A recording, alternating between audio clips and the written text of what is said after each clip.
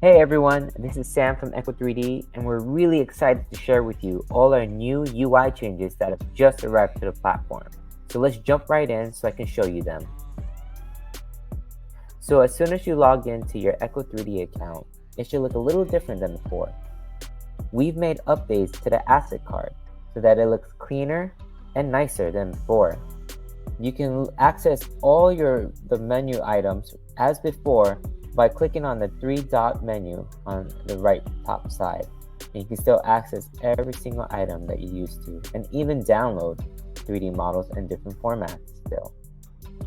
When you hover, you have access to comment on a model, as well as favorite your 3D model. And as soon as the model loads up, it looks a lot bigger than before. Next, we've even made updates to the sidebar menu. From here, you can see that there's new icons per different item.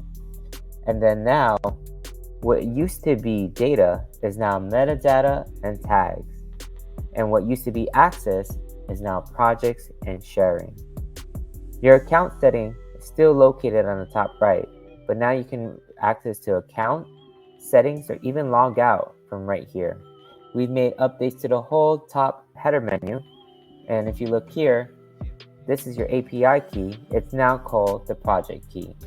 And we put icons to show you what kind of access you have, whether you have admin rights or you have just viewer rights. Search has also been moved to the top as well. Downloadable PDFs will now say download original. And lastly, the new add to cloud button is now the new plus button. So we're really excited for you to go on to your echo3D account and test it out, and we're really excited to share all the new changes that will be coming soon in the next version.